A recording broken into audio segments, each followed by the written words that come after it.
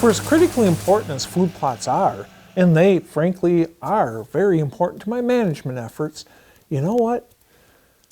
Bags of seeds are not the only way to feed deer. Now, there are all sorts of naturally regenerating deer food right out on your habitat. And what we're going to talk about today is how we can get the most out of that. We talk a ton about creating high odds, low impact setups. To be most effective, you have to match your improvements to the habitat. Western habitat, heck of a lot different than Midwestern habitat. He's not putting all that energy into building up his antlers until his body's taken care of. The overwhelming majority of the tips that I come up with are issues I'm running into while I'm out here working.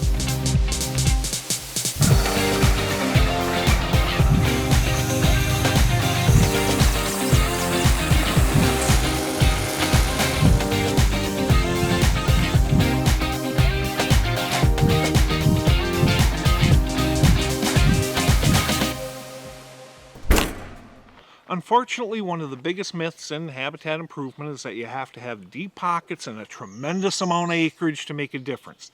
That's not true. You can get, as a matter of fact, sure, it helps having huge acres and deep pockets. I mean, man, please, feel free to give me both. But actually, the reality is doing these things is far more important on that 20 acres than it is on that 2,000 or 200 acre piece. Why? Because that person that's hunting the 20 acres, much smaller margin for error. You know, on the bigger grounds, oh heck, I could try to mess them up and I'm gonna have a real tough time doing it. Small grounds, oh, you can mess those up real easy. So, how do you get deer to spend a disproportionate amount of time on your ground? You give them everything they want better than they can get everywhere else. Now, spending a disproportionate amount of time on your ground does not mean they'll never leave. Of course they will. What I'm talking about is if they were spending 10% of their life before on your ground, getting them to spend 80%. Okay. Still spending 20% somewhere else, but that is a huge win. Heck, getting them from 20 to 30 or 40% is a big win if that increased activity happens to be during daylight. How do you do that? What do deer want and need? They want and need food, water, cover, protection from the elements, comfort, illusion of safety, breeding opportunities. You give them all that better than they can get anywhere else, they're going to spend a disproportionate amount of time on your ground. How do you give it to them better than everybody else? By offering them things that they can't get other places. And that's what all this was a setup for that. Fruit and nut trees. You know, look at what the neighbors have, what they don't. Offer what they don't have. Oftentimes it is fruit and nut trees.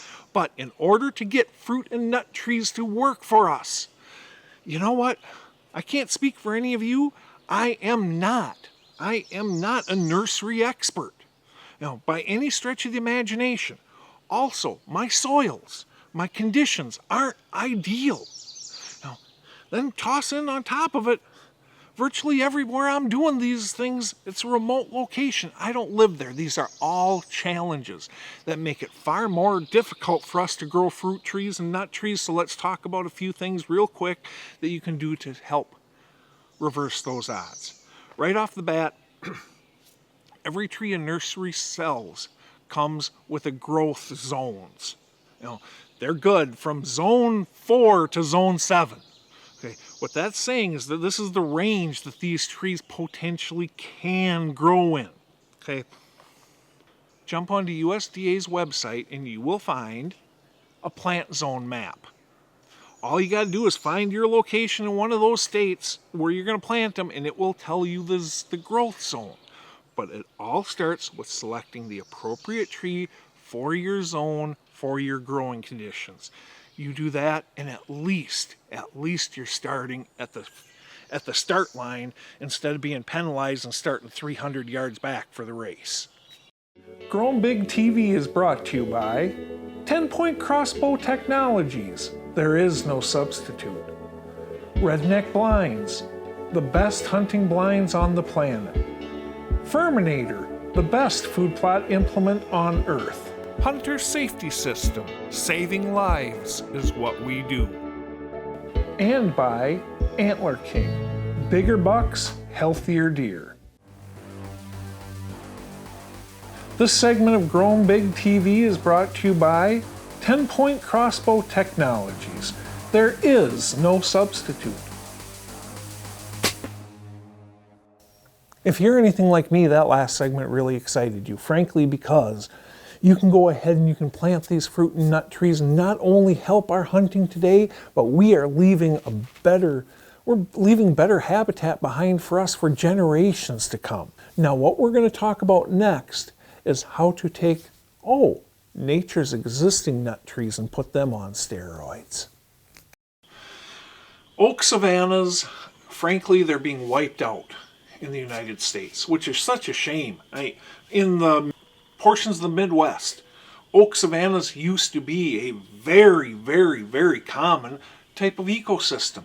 Unfortunately, we've got to the point now where, compared to historically, we've lost 90-95% of our oak savannas. Okay. Luckily, we can go out there and we can make them ourselves if we have the oak trees. Okay. So the first question is what is an oak savanna? An oak savanna essentially is nothing more than oaks, a pure stand, or very close to a pure stand of oaks with some spacing between them so that sunlight can get down to the forest floor. Back in the 1800s, you'd have a whole bunch of warm season native grasses underneath them naturally. Luckily, we did hang on to a lot of the warm season native grasses.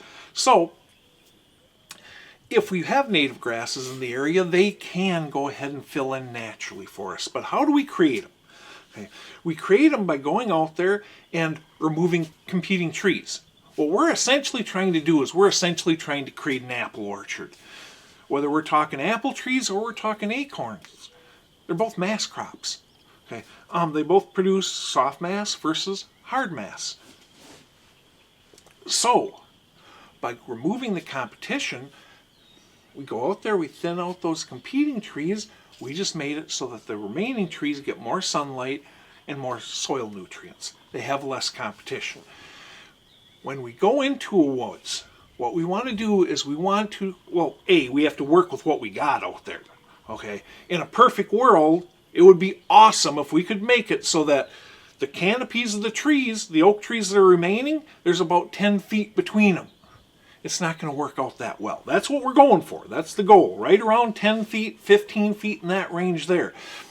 So that way you have a canopy here, a canopy here, a canopy here. The sunlight can get down to the forest floor. And when that sunlight gets down to the forest floor, we create ourselves a natural salad bar. Not only are those oaks going to produce more acorns now, but we have cool season grasses and weeds coming up. We have woody browse that's going to regenerate. Okay. And we're going to control all this with fire. If we have nasty invasives, if we've got a bunch of honeysuckle on our ground, a bunch of autumn olive, most places I'm working in the Midwest, if you do an aggressive cut, you are going to have multifloral rose come back like crazy. So how do you control this? Because we don't want a multifloral rose flat underneath this. Okay. You control it by annual burns. Okay. If you've got a bad invasive species issue, you want to burn every spring. If it's a little bit on the lighter side, you can skip a year or two in there. Okay. And by the time we're done with all this stuff, now we have acorn production through the roof. We've got cool season grasses and forbs. If the warm season native grasses aren't filling in naturally, we can go ahead and do some frost seeding on some switchgrass, and we can go ahead and lay this out to create paths of movement. Remember, deer are creatures of the edge. So if we go ahead and we oak savanna this section of our woods right here and leave that edge right there, you happen to have bedding back here, another food plot over there, well, you just went ahead and created a line of movement as well. But most importantly, what you're doing is you are aiding the whitetails, you are restoring habitat that is desperately being lost.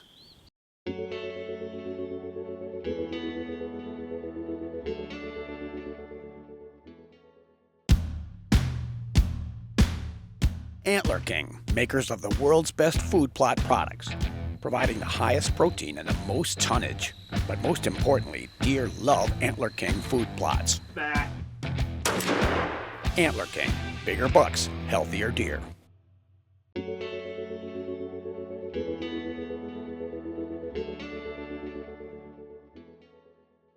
Oak savannas are just plain cool. And as we covered, they're one of the most rapidly disappearing ecosystems we have out there. Okay, but oak savannas aren't the only way we can care for fruit and nut trees. That's what we're going to talk about next. Most all of us realize that, you know what, mass crops, they're an important part of a deer's diet. As a matter of fact, in many areas, a critically important part. Doesn't matter if we're talking hard mass, such as acorns, soft mass, such as apples. You know, you get out in New York, the state of New York, old apple trees, man, I'll tell you what, that is a browse staple that helped deer survive over winter. Unfortunately, they're disappearing. Now, certain mountainous regions, you don't have a good acorn crop, oh man, I'll tell you what, survivability and antler growth, body weights, all that type suffers. So what can we do to help stack the odds? Now, obviously planting fruit or nut, is a good start. We can also manage the existing mass trees, whether we're planting them themselves or they're existing naturally. There's certain things we can do. Okay. Right off the bat, spring, before leaf out, it's already almost too late. Right now it's June 3rd when I'm filming this. And we're right at the end right now. You can go ahead and apply a fertilizer to your mass trees. Start on the really, really small trees, at least this far out from the base. Now, if you're dealing with just a little small tree, start about that far out from the base, put a band of 10, 10, 10 to 15, 15, 15 slow release fertilizer, half cup max on a small tree. Just sprinkle it around. Do not get it up to the base though. That can go ahead and hurt the tree. Large trees, again, start about this far out from the base. And look up at the canopy. Go from about that far out from the base to the edge of the drip line, sprinkling a 10, 10, 10 to 15, 15, 15 fertilizer. That's going to help. On the bigger trees, you can go as much as a cup or two. Now, doing so in the spring ends up giving them fertility during the growing season, all that good stuff. Just don't do it midsummer or later, because then what it can do is it can spur woody growth and leafy growth when it should be putting its energies into fruit or nut production. Okay, where do you see the biggest trees? Where do you see the biggest, healthiest trees you've ever seen in your entire life? They are almost always that lone tree standing out in the middle of nowhere. Why? Because that way they don't have to compete for sunlight, and they don't have to compete with other trees for soil nutrients or moisture. Sure, they do with weeds, but you don't have to compete with other trees. When you remove the competition, the lone survivors can get a lot more valuable resources. So, when it comes to planting trees, always stagger them. Make your rows more like this rather than like this. By doing that, you allow more sunlight to get down in. Doesn't matter if you're talking fruit trees or cover trees for that matter. Okay, now, the ones that are actually existing out in nature. What can we do about them? We're not planting them, Mother Nature is. That's true, but we can thin them. You go out there and you release these oak and apple tree, the mass producing trees. Release, all that means is cut out the competition. Make it so that their branches end up getting all the sunlight, so that there's a good space between competing trees so they don't have to compete for those nutrients or that soil moisture. Heck, speaking of soil moisture, you can go so far as to go ahead and take bales of straw or just a rake with leaves and rake a bunch of compost on top of the dirt around that drip line, so that will also help them retain more soil moisture. What do trees need? They need sunlight, they need nutrition from the soil, and they need moisture. Okay. Manage the trees you have, whether you're planting them yourselves or in nature. Now in nature, I'm not pruning trees, okay? Every now and then I'll prune an old apple tree that I come across, but mainly I don't prune nature's trees. I simply release them, and doing nothing more than cutting out the competing trees around those apple trees that don't produce. 9 times out of 10 they start producing again. Okay, so manage your trees, get the most out of them, and you know what? Your habitat and your wildlife benefit because of it. Growing Big TV is brought to you by Chestnut Hill Outdoors, Reconics, see what you've been missing, and by Wildlife Research Center, the gold standard.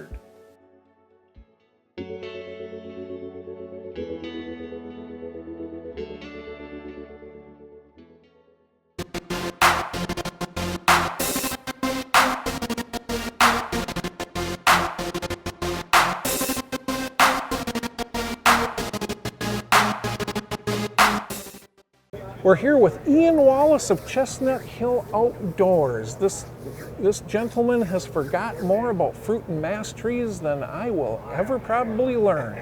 Today, Ian, let's talk a little bit about, let's get down into the weeds a little bit and talk strategy.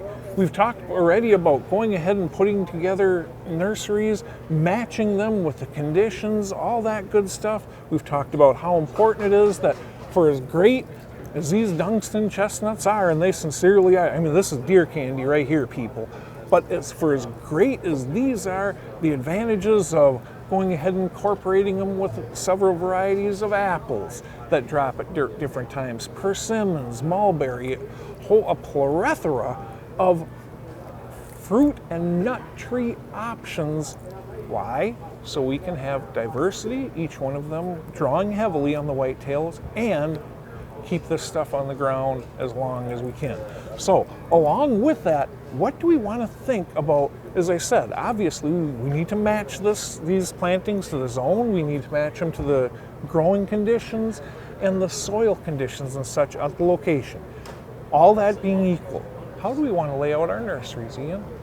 Yeah, so kind of as we discussed before, if you select certain trees that drop fruit and nuts at different times of year, you can put those in clumps at different parts of your property because you want to guide the deer to move from section to section, and you want to know where that movement is. Well, and that is so key.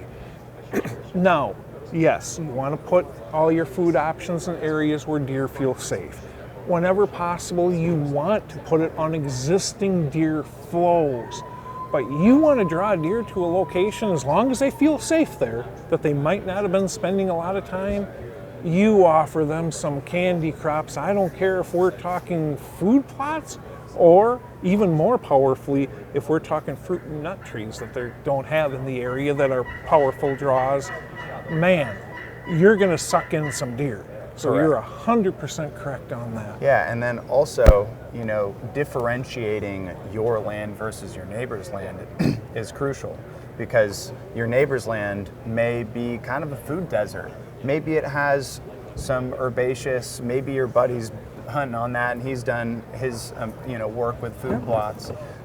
But you can take that a step higher and put fruit down that is carbohydrate rich, and these deer are going to search out those food sources, and they're going to teach it generationally, because this food source is going to drop for 20, 30, 40 plus years. Well, and that's a great trick, even for, and I manage a whole bunch of ground in exceptionally egg-rich regions. Why? Because that helps grow a lot of inches of bone on the head. But even in those areas, geez, if you're surrounded by alfalfa, I mean just acres and acres and acres of alfalfa, soybeans, corn, you know what? Going ahead and putting a little acre soybean plot or corn plot in probably isn't going to do you much good. Mm-hmm. So another important part of that is you want to funnel your deer down into certain areas. And by taking mass sources and placing them at certain areas of your property, you can take advantage of that drawing. So if, when they get up in the morning, they can either go 2 steps over that way over to the neighbors, or they can go into my property. And now I've got a hunting area. Ian, thank you so much for making us all a little bit smarter, my friend. Thanks, Steve.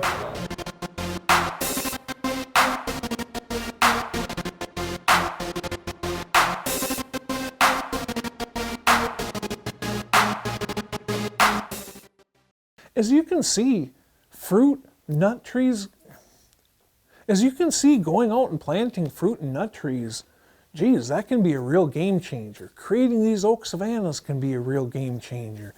The point of this entire episode is there are all sorts of ways that we can feed these whitetails, many of which put money in our pockets, and many of which also go ahead and leave this rock a better place for generations to come. And I can't speak for anybody else out there, but that always gives me warm fuzzies when I can pull that off.